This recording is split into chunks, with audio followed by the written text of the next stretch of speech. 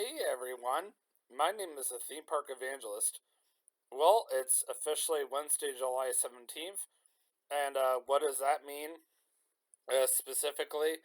Well, for one thing, it's been officially 1 year since I ate at Ohana last with Katie for her first time. My first time in 6 years. Sorry, no, it has been 7 years. Well, let me think about that. I It would have been my for me last year, or a year ago, yet today. It would have been exactly 6 years ago that I ate there last. Okay, now that I'm thinking about it, sorry, I got myself confused there. And also, that was a last time I was at the Polynesian, and I of course I got a chance to take Katie around the Magic Kingdom loop, and I showed her the Grand Floridian, the Polynesian, and the Contemporary all that afternoon. Of course, she spent the most time at the Polynesian, so I'm not really surprised that she recognizes it the most, being there the longest. Because that was where our dinner reservation was at. Oh my word, I ate so much that day, I honestly thought I was going to throw up. But also, today also officially, I didn't mean to say also twice, but today does make us officially 1 week away from Katie's parents arriving here in Kentucky, so that is crazy. But anyway, I did find out that Katie is getting off at 12 o'clock a week from today. That gives her more than enough time to get off work, go home, pack, excuse me, and then I'm going to leave her in charge of going over to the hotel and getting us checked in so uh, everything is ready to go, and then I can just join her later and bring my stuff over as well.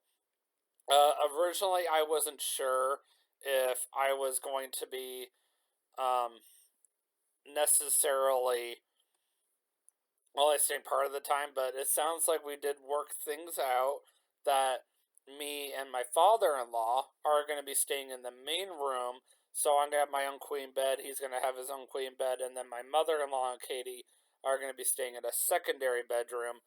And then, of course, because I'm going to be in the main room, I'm going to have full access to the bathroom. That makes my life so much easier, especially with my crazy work schedule. So, very thankful for that. And also, what's nice is we have our own kitchenette again. And I think this one's going to be bigger than the last one. So we are going to be staying at a new hotel. This one does have free pizza night every Wednesday, so every evening, that is, every Wednesday evening. So we'll make sure we do take advantage of that a week from today. So I'm very much so looking forward to that. And then also, we do have a free continental breakfast at this hotel. Now, there's only going to be a small handful of times that I'm going to actually be able to enjoy that because of my crazy work schedule, and then Friday morning is of right now. If my work schedule does not come out in the next day or two, basically saying that I have to work for that Friday morning because of some overlook, then I should be good to go, and I should be able to go and eat at Golden Corral for breakfast with Katie and my in-laws. I haven't been to Golden Corral for breakfast in several months. So anyway, if you guys clicked on this video, obviously you didn't come here to hear announcements or anything. You came here to hear all about how I have changed on a spiritual level as well as on a mature level since I moved here from Florida. But first, we're going to actually go back in time some ways, and I don't actually mean to take you in time, but like just use your imagination here. Now, we're not going to take too long, and I know I have a tendency to say that, but I actually am working on keeping these vlogs within a 15 to 30 minute window, and I really do mean that. And So use your imagination. We're going to go back in time a little bit, and I want you guys to imagine me being back in Florida, and I'm going to describe what I was like the best I can to you guys, and then versus like what I started to be like over time. Of course, I'm just going to be generalizing, not going to go into detail or anything. So, just going back as far as 2012, when I was in high school, I was much skinnier than I am now, obviously, but I wasn't very good looking, which not a big surprise. Most teenagers are not always the best looking. That doesn't mean they're always gonna be, not, attractive looking, because there are some good looking teenagers out there. And I'm not saying that to be a pedophile or anything, by the way. I'm saying that to be nice and truthful. And I would look myself in the mirror as like, ugh, I don't like what I see. But yet I was 180 pounds, and I could bench over 100 pounds. I didn't understand it, but yet I was, ugly. I was just like, ugh, I don't like what I'm looking at. And I could bike 2 miles per day, and I almost could bike up Spook Hill, which is a very steep incline, one of the steepest hills in Central Florida and Florida for that matter. I was very thankful because flooding was a big problem in Florida, and I was very blessed that God led my family and I to one of the steepest places in Florida. So when hurricanes decided to come rolling in and dump all their rain all over the place, my particular subdivision was very safe from the flooding rains because of the fact that we were so high up in elevation. And then Bach Tower on top of that was even more safe because of the fact that was the second highest point in Florida, and we were just, a tiny little bit below that, so making us the third highest point in Florida. Crazy, right? So, just, imagine that, I'm just this scrawny, ugly looking teenager, and, I'm biking to school all the time, and, I've been trying to get into this job called Public Supermarkets, and finally, after 500 applications, that was just a rough guesstimate, by the way. I finally got in. So, on weekends, I was going into work, and it was so exciting. I was finally making my own money. Sure, I wasn't making a lot because I was only making maybe $100 a week, but to me, at the time, that was a lot of money. Now, obviously, I'm making boatloads now, but at the time, I thought $100 a week was a lot, and I was like, yeah, I'm making the good life, but or I'm in the good life right now. But I also wasn't paying the bills that I was paying back then. I was basically just going to work and spending my money on whatever, and at the time, I just thought it was, no, this is great, and Saturday mornings I would get up somewhat early enough that I thought it was a pain. And sometimes on Saturday mornings, if my break was at like say 10 o'clock in the morning, I was like, I don't want to pack a lunch. That's stupid. Why would I want to eat lunch for breakfast? Nowadays, I don't care so much. I'm just like, food is food. I don't care what time of the day it is. I mean, I've eaten lunch at 8 o'clock in the morning. I just don't care anymore. I just like food is food.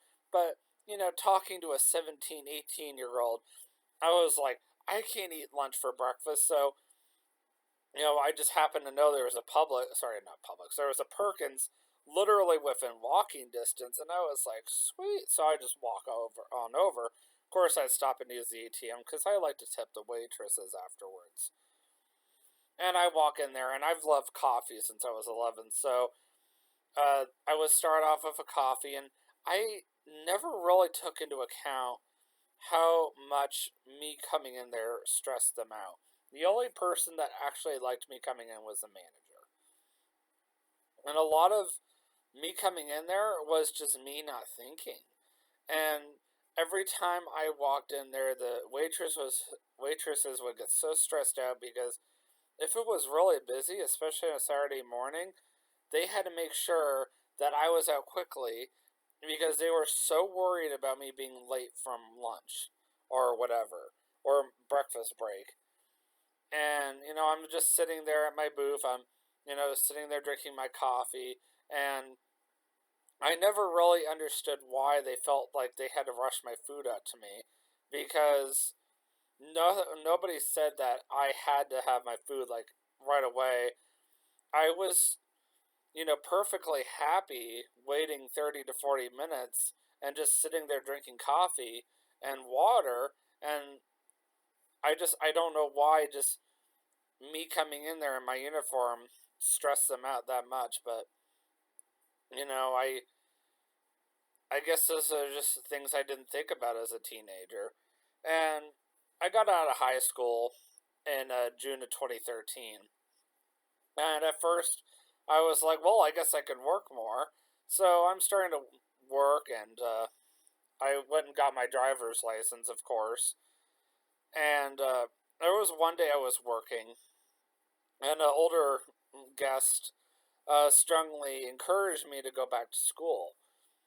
And I hadn't really thought about it. So, I started the whole process, and it was a lot more consuming and time consuming and a lot harder than I thought it would be. But I was surprised. I was actually motivated to do it. And that following winter, I found myself in college. I was taking remedial classes, unfortunately, just because of the fact that um, I was doing so poorly on the college entrance exam that they didn't want to put me in college level classes. And I basically said, well, it is what it is. I could have been like, well, then I'm not going to bother. But I just actually heard God saying to me, David, why don't you just go ahead? And I was like, you know what? I think I will. And there have been times when God tells me to do things, and I'll be honest with you guys, I don't always listen. But there have been times when God tells me to do things, and I actually do stop and listen. Even as a Christian, I can't always say that I always listen to God all the time. And that's where I make a lot of my failures. And during college, I started, hanging around people that were a lot older and more mature. And it was by this point that I started getting noticed by my coworkers. So this guy named Chad started noticing me in the deli, and I don't mean in a weird way from what I could tell at first. Found out later on he was bisexual, but I made it very obvious to him that we were just friends and nothing more. I'm not that kind of guy. I just want to be friends. Now, if you were a woman, if Chad had been a woman, an actual biological woman, I might have been a little bit more interested, depending on what she had been like, assuming Chad had been a woman. But anyway, so Chad one day invited me over to his place, and I talked to my parents about it, and they were like, yeah, I don't see why not. So the very first night I went over, we played some Xbox, and I was really surprised. We got along really well, and we started hanging out all the time. And I didn't realize I was corrupting myself. I was hanging around this bad example, and I started noticing what a bad example he was. Like, he was literally cut off from the rest of his family. He was an outcast. He couldn't keep his money spending together. He eventually got divorced from his wife. I mean, his life was a wreck. I'm not gonna go into details or anything, but I was just like, oh my word. And there was an incident that happened years or a couple of years later down the road where he invited me over to his apartment, and I had met his fiance at the time because I guess he wound up with another woman while we were friends, and she did not like me at all. Even though I was nothing but kind to her, even though it was nothing but I treated her just the way I treated him. I cared about both of them deeply, and she basically gave me a death threat, and I was like, well, God, if this is your way of saying I need to move on, then I need to move on. Well, my boss warned me not to go out and see him, and I should have listened. The one time I will give my boss this, that he actually was looking out for me. And I'm sure my boss had some reasons to not like me, but I would say most of his reasons were unfortunately stupid, but that's just me. So, you know, once again, I haven't worked for this guy in years, and he's retired now anyway, so I'm not too worried about it. Though, it still bothers me. So, after Chad, I started hanging out with Kay, and I had already known her since 2012. And if you guys don't know anything about Kay, I would encourage you guys to watch How I Met Kay and TJ.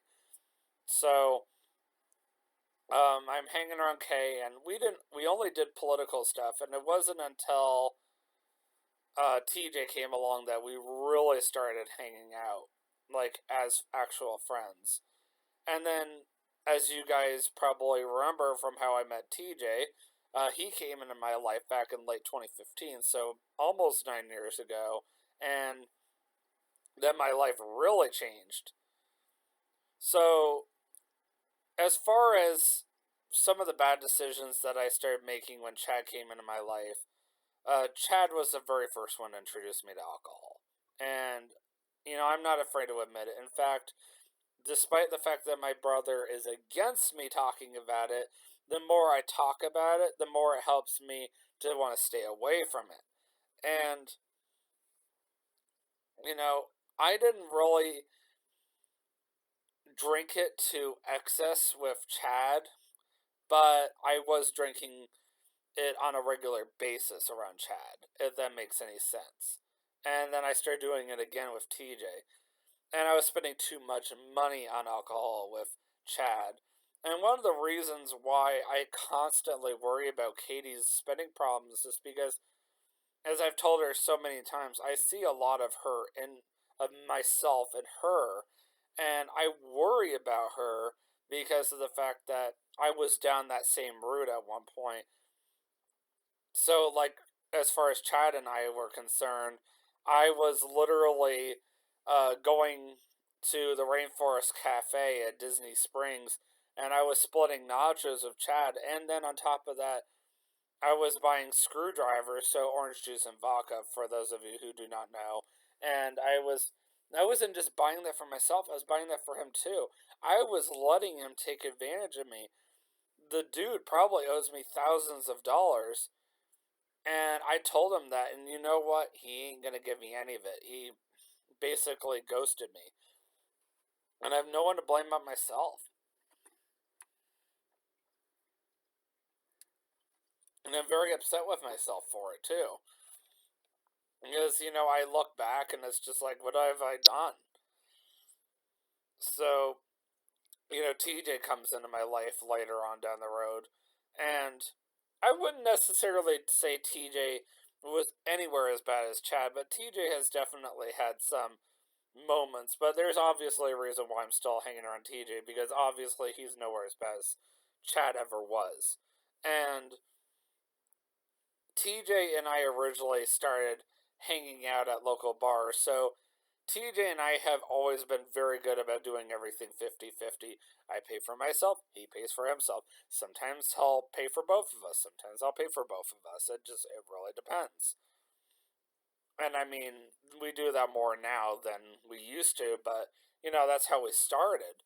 We would go to Chili's, we would go to Outback, we would go to Ruby Tuesday, we would go to um, couple of other places like Applebee's, but you guys get the gist. And eventually TJ got comfortable enough. He was like, why don't you start coming over to my place, Dave? And I was like, really? And he introduced me to his liquor cabinet, and I started drinking from that. He started making me specialty drinks. We started doing shots pretty much every single night. And I started discovering I was drinking on a more regular basis than I ever was with Chad. And I hate to say this, this is when I really started spending money. And once again, it wasn't on TJ necessarily, but it was just in general on myself. I was going out to eat on, like 3 times a week. I was going to Red Robin, and no, I wasn't always going out to drink. The one thing TJ and I started getting a better hold of over time, what as I started getting to know him, was we started finding a pattern, a system that worked for us. So um, basically by about 2017, 7 years ago, TJ and I were comfortable enough around each other as friends that we didn't really feel the need to just go hang out at a bar anymore. So we decided, well, here's what we're going to do instead. Since we both found out at that point that we had a common interest, theme parks, what we decided to start doing was going down to Disney, Universal, Legoland, whatever. And, that's kind of how the Theme Park Evangelist was born. And I'm actually doing a YouTube series on that. And it was, I mean, obviously the Theme Park Evangelist was born late 2016, but, besides the point. And we would go down to the theme park all day, and we would stop and have dinner somewhere, and Red Robin was just one of those places. And then we'd go back to his place before I went home, and we would do a shot or two of liquor, and I go home about an hour later, and I often was getting home late. And then TJ and I became friends with this one guy between 2017 to 2018. I don't remember when officially. I mean, I'm very sure I already knew the guy. His name is Joe. He is he shouldn't say he is, but he was a gas station attendant at RaceTrac, which is a very popular gas station in Florida and Georgia. And TJ started really liking this guy too, so we would go down there. We're talking 11 o'clock or later. Like, I go after work and TJ meet me there, and I would honestly hang around up until, I don't know, 1, 2, 3 o'clock in the morning. Sometimes I couldn't sleep at night, and I would just call up TJ. I can't sleep, me either. You want to meet at a RaceTrac? Sure, why not? And we would just go hang out there until 3, 4 o'clock in the morning. And, all this time I'm sneaking out of my parents' house and they didn't even know. And, I hate to admit it, but I was doing that kind of stuff. And, all I'm doing is just hanging out, talking to my friend, and watching him do his job, obviously not distracting him while he is actually working, drinking free soda, eating free food. I mean, eventually, over time, the manager caught on and started taking away some of our privileges, but not the free soda, thankfully. And, I never got in trouble, which was very surprising. But, later on down the road, I found out that my parents were planning on moving to northern Kentucky. And at this point, hold on. So sorry, I had to sneeze. I'm over living in Central Florida. There was a lot of things I was over in general.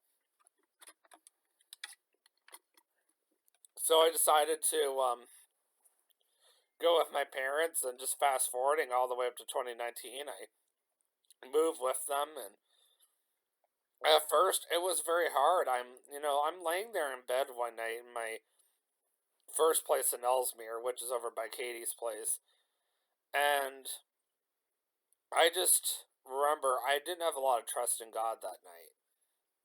And I started breaking down in tears. I'm missing friends from community group. I was going to a really decent one from 2018 to 2019, and I had fallen in love with it. I was missing TJ, I was missing Kay, I was missing Vanita, I was missing everybody. I was missing working at Publix, I was missing Disney, I was missing everything. I was missing being in Polk County. And it was just, weird being in a new place, new state, a new town, hearing new sounds, hearing the odd occasional rumbling of the plane overhead, and sometimes hearing the odd train passing by. obviously, all those sounds to me are now background noises to me, but 5 years ago, I wouldn't have said that. So, September of that year, my mom's side of the family decided to come in for a visit, and it was perfect timing because I was literally at an all time low. And TJ also came in for a surprise visit, and I really needed that. And I got to spend time with everybody, and it really lifted my spirits. And I said to God in private, "Thank you, God. I really needed that. I really did." And I got discouraged again because I was supposed to get together with them for Christmas. And my boss at the time was like, "You ain't getting Christmas off. That's the busiest week of the year." And then turned around and gave it to me anyway. And by this point, it was too late, and the time off had already. I mean, my parents had already made all the plans, so I ended up staying home with my brother for Christmas because my parents refused to let me be home alone, even though I said I probably would have been okay. And, I never knew that COVID was going to be happening, and of course, that was a challenge for everybody. So, everybody's got their own COVID story. So, at this time, as a joke, insert COVID story here. And anyway, moving on. So, just before COVID hit, I went down to Florida, and I actually just talked about this in my most recent "How I Met Vanita" YouTube series. And I came back, dealt with COVID again, or dealt with COVID, and it was funny because COVID literally hit Kentucky the day after I had my orientation with the ARC, the very first one. So at the very end of the year, I was getting really frustrated with the customer service department at Meyer, and I was trying to transfer to produce. Well, the following spring, I had a interview with the ARC Encounter. Another interview, get that. And this time, the culinary manager at the time, uh, I shouldn't say an interview. I went down to the open house. Is really what I should have said. So, to make a long story short, the culinary manager of the ARC at the time found me, interviewed me, hired me on the spot. I tried to work both jobs, found the ARC was way better, and I eventually gave my 2 weeks notice. Meyer begged me to stay, and I didn't. I basically refused, and they got very upset. I eventually left Meyer altogether, and I worked for the Ark Encounter. Stayed with them all the way up until late 2022 when Katie got mm, basically let go, is the polite way I'm going to put it, from the Ark Encounter, and I'm not going to go any further than that. And Katie is also the same girl that I'm engaged to, the girl that I fell in love with at the Ark Encounter. Moved all the way to northern Kentucky for the same reason I did. How hilarious is that? So, I'm other than the fact that she was tired of living in North Carolina, that part is not the same as mine. So, um, we're together at this point. We're deeply in love, and then we started having our own challenges. And at this point, my life has gone a completely different direction, and I'm just like, wow. Well, now my life is all about not just staying with AIG and growing more with them, which at this point I transferred to the Creation Museum, but growing with this woman.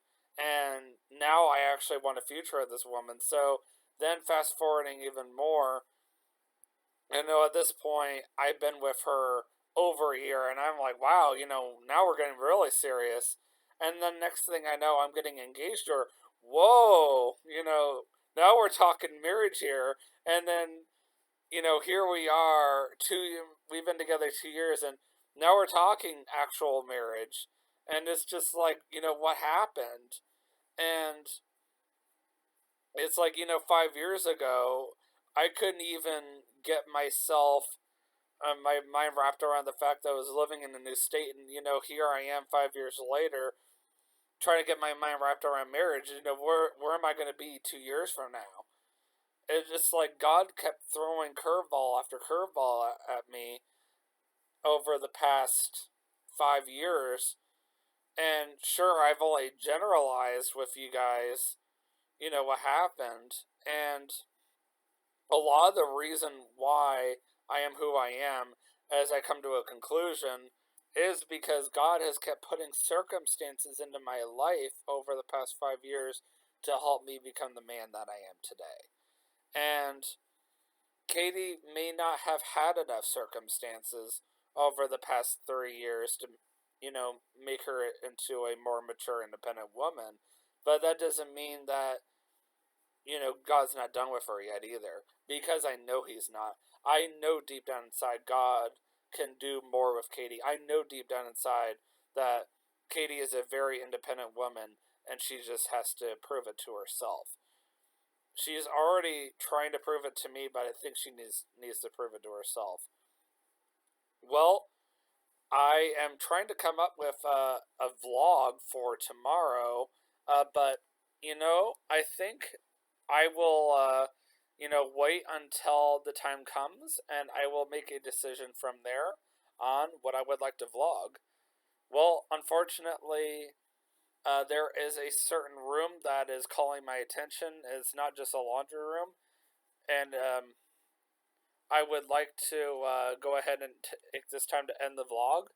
I thank you for those of you who did stay all the way till the end of the vlog, and always remember, you can do all things through Christ strengthens you. Have a great day. Peace out.